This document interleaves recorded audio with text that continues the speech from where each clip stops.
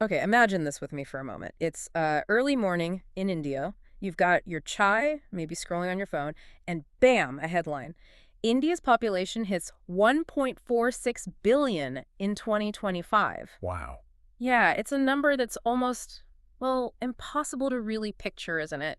Enough people to fill every single cricket stadium in the country and still have millions cheering outside. Huge. Absolutely huge. It feels so vibrant, so full of youth, so loud. But as we've been digging into this, we found something quieter, almost seismic, happening underneath all that energy. Hmm. India, and this is the surprising part, is actually aging rapidly. Yeah, it's not just a gradual thing anymore. No, it's a really profound societal transformation, and it kind of demands we rethink, well, pretty much everything. It really does, and the speed of it is striking. When we did our deep dive into the latest numbers, what we found was, well, genuinely surprising. India's fertility rate, it's dipped below the replacement level. Below 2.1. Yeah, it's down to 1.9 now.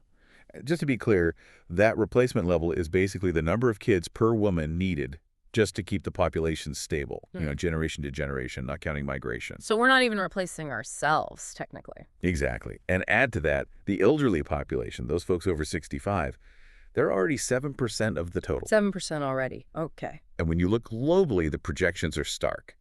By 2050, 1 in 6 people on the planet will be over 65. And India will be right there in the thick of it. That's the shift right there. And that's exactly what we want to unpack today.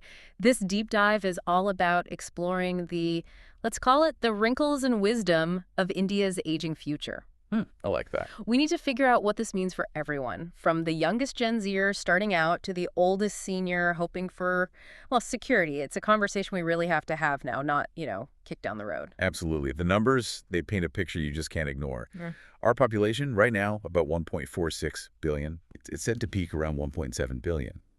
But here's the kicker. Maybe 40 years from now, it starts to decline. Decline, wow. Yeah, so it's not just that growth is slowing. The whole age mix, the structure of our society is fundamentally changing. And the why behind that is just fascinating, isn't it? You've got this growing group of older people, that 7% you mentioned. Right. And it's growing because life expectancy is climbing. It's around 71 for men, 74 for women now. Much higher than it used to be. Exactly.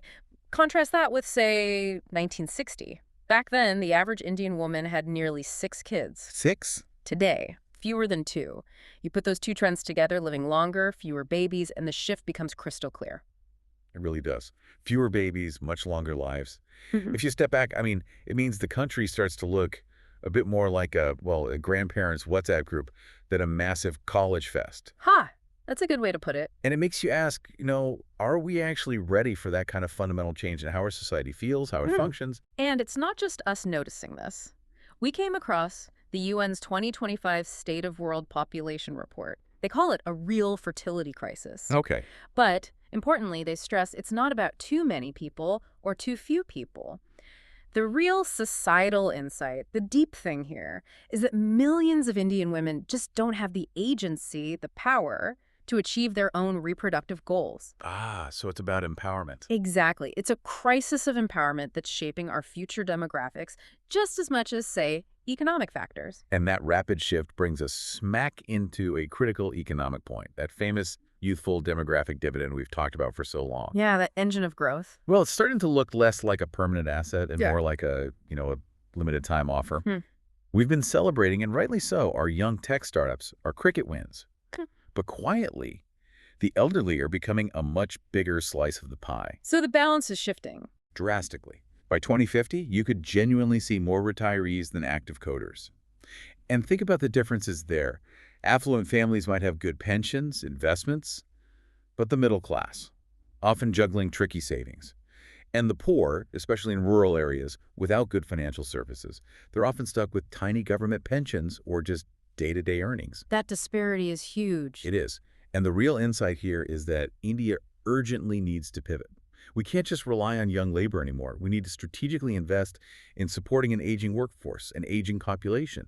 Otherwise, that dividend could easily turn into a dependency crisis. That paints a really stark picture. And it brings us to something we started calling the grandparent in the rocking chair crisis. Okay, tell me more. It's about the often hidden struggles facing India's elderly. As we dug through reports and stories, one of the most disturbing things, really, was this quiet increase in elder abuse. both at home and, depressingly, in institutions. That's awful. Yeah, there was a 2020 report, for instance, highlighting a spike during the pandemic. It described it as prolonged entrapment with no voice to protest. Just horrible to think about that happening where people should feel safest. It truly is. And, we have the Maintenance and Welfare of Parents and Senior Citizens Act from 2007. It was a step, Right. but Correct. often it feels more like a Band-Aid on a broken leg, doesn't it? Yeah. When it comes to actually protecting people effectively. Right. You look at places like the UK or Canada, they have much stricter regulations, better enforcement. Yeah, the teeth seem to be missing sometimes. It makes you wonder, are we really prioritizing the safety and dignity of our older citizens, or is it more, lip service? And we have World Elder Abuse Awareness Day, June 15th. Great for hashtags, raising some awareness. But one day isn't enough. Exactly. It's just not enough. We need laws that actually work, that are enforced consistently. It's an area we absolutely have to get serious about, and fast. And moving beyond the vital social side, there's this economic time bomb ticking away too. An aging population, it just logically means fewer workers paying taxes, supporting the economy, Right. and more dependents needing support, healthcare, pensions. Our research points to widening consumption gaps by 2050. How so? Well, you might have the wealthy going on fancy wellness retreats, the middle class managing maybe a domestic holiday, but a huge number of the poor struggling to even afford the bus fare to visit a temple. That kind of disparity. And the pressure on healthcare? My goodness. Immense. The gaps are already glaring, aren't they? Rich get top private care, middle class worries constantly about costs, the poor rely on government clinics that are often, well, Overstretched and under-resourced. yeah. And for seniors in rural areas, limited access to care, tiny pensions sometimes. It's a really dire situation. Our public health system just isn't geared up for the wave of age-related conditions that's coming, is it? Not even close. People waiting forever. Getting proper medical attention feels more like winning the lottery than a basic right sometimes. It's worrying. It is. But amidst all these challenges, we did find a really interesting potential opportunity. Okay. This global longevity industry. It's projected to hit something like $600 billion by 2025. 600 billion. Yeah. Wow. And this could be a bandwagon for India to jump on. We've got strengths in pharma, in tech, in healthcare. We could blend those to create really innovative solutions for seniors. So, moving beyond the idea that seniors are just for babysitting or... Exactly. Or guarding the house. They're a growing market, a group with real economic value and needs that are changing. That's a crucial shift in perspective. Now let's pivot a bit, because this story isn't just about our grandparents, right? No, absolutely not. It's about India's youth, the selfie-snapping, climate-conscious Gen Zers. Yeah. They're the ones inheriting this aging world. That's right. We found a 2022 article mentioning that 60% of young people are extremely worried about climate change. 45% said it affects their daily lives. And they're vocal, about social inequality, political issues. They definitely are vocal. But here's the irony, something quite striking we noticed. What's that? Despite Despite all the talk, many seem really disconnected from the formal political process. Voting, for instance. Ah. A 2024 report showed only 38% of 18 and 19-year-olds registered to vote in the last elections. Really low rates in places like Bihar, Delhi, Uttar Pradesh. Only 38%. That's concerning. It is. It makes you think, are they sort of leaving their own future up to chance by not participating? And how does that link back to our aging population? Their disengagement?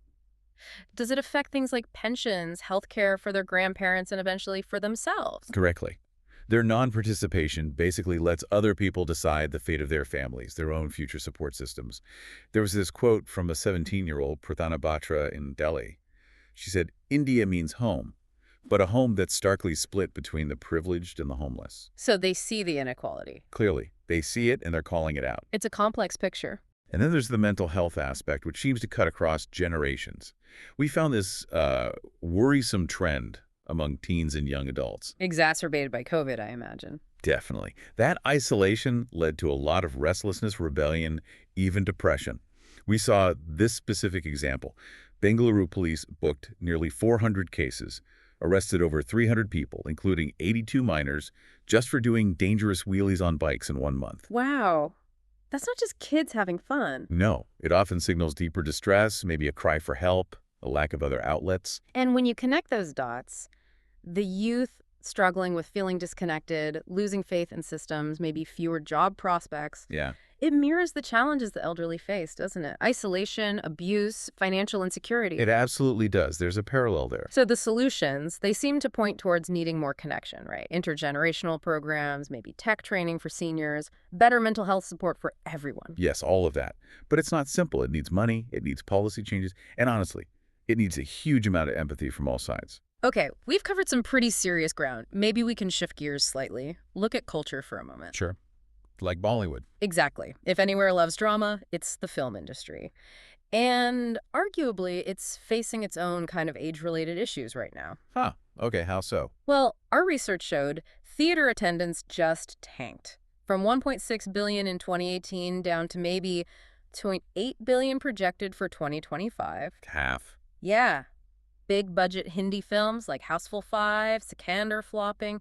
Meanwhile, South Indian cinema, think Pushpa 2, making nearly 900 crore rupees. Massive success. Stealing the show. Totally. It's almost a perfect metaphor for the bigger picture in India, isn't it? How do you mean? Well, you've got these aging Bollywood stars, Akshay Kumar, Salman Khan, Kangana Ranaut, still churning out the same old sequels. Familiar formulas? Right.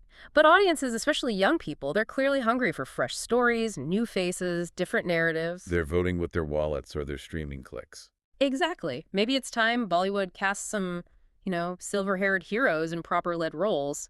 Imagine a feisty 70-year-old grandma starting a tech unicorn.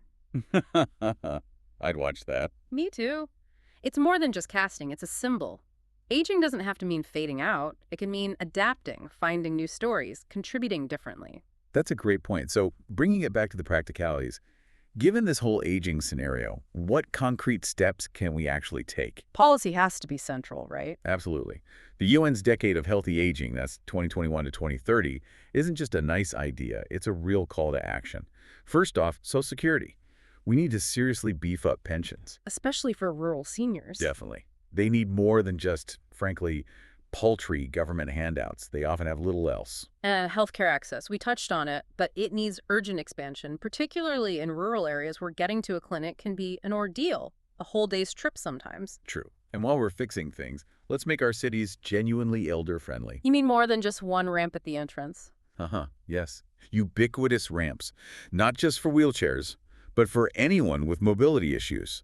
Public transport that's actually accessible, lower steps, enough time to board, not requiring Olympic sprinting skills. Things that benefit everyone, really. Exactly. And education and skills are just fundamental here. That 2023 ACER report finding, it's worrying.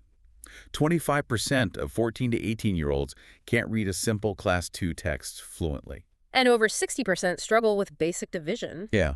If we want a workforce that can support an aging population and adapt itself, we need strong foundational skills. The Skill India program from 2015. Generally seen as a flop, wasn't it? Pretty much. Only about 5.6% of youth took vocational training through it. It really makes you think, isn't it time for a complete overhaul of that strategy? Okay, here's maybe a slightly wild idea, but what if we actively involved young people in the policymaking? Interesting. Right? They're so passionate about climate change, social justice. Yep. Why not harness that energy, that different perspective, to design solutions for an aging society? Right. Imagine a 20-year-old coding an app seniors genuinely need. Or a teenager becoming a strong advocate for better pensions because they see the impact on their own grandparents. Bridging the gap. Yeah. Using their skills. Yeah. It's not just about saving the future. It's about building it together, using everyone's strengths. And we should remember, India isn't alone in this. It's a global trend. By 2050, like we said, 1 in 6 people worldwide over 65. So we can learn from others. Definitely. Look at Japan. They're exploring robotics for elder care. They've done pension reforms. South Korea is pouring money into its pension system. We can learn lessons. But we need Indian solutions. Precisely. Homegrown solutions that fit our unique culture, our diversity, our spirit. And our tech sector, that feels like a huge advantage. It really is. The potential for the global longevity industry is massive. Think AI for diagnostics, wearables, biotech. Give me an example. Okay, imagine a smartwatch for your grandmother. It doesn't just remind her about meds. Maybe it alerts her doctor if her heart rate is off. Or an app that connects rural seniors to doctors via video calls, telehealth. Bridging that distance gap. Exactly. The possibilities are endless, but the window might not be. We need to act with some urgency here. So here we are then, standing at the edge of this aging India. It sounds a bit daunting when you put it like that. It does, but it's not all doom and gloom, is it? Mm. If we handle this right, thoughtfully, there's potential for more wisdom, more stories, maybe more connection. And more grandparents spoiling their grandkids. Yes, there's opportunity there too. And it's a big but. It means we absolutely have to get our act together now. Meaning, Better healthcare, real pensions, cities that work for older people, and getting our youth not just angry about the future, but actively, deeply engaged in building it. the clock is ticking. Yeah. And it's not one of those gentle reminder apps. No, it's not. And here's a final thought, maybe something for you, the listener, to chew on. If we don't plan properly right now, Yeah. we risk leaving the next generation with, well, a country full of grumpy, unsupported seniors and absolutely no sustainable plan to pay for it all. Is that really the legacy we want? A sobering thought. So maybe just for a moment, put down the phone, pause the cricket debate, and think, really think about this future. Because whether you're 18 or 80, India's aging population, it's everyone's problem. And everyone's opportunity. Exactly. Let's just make sure we don't fumble this one, like some terrible Bollywood sequel nobody actually asked for.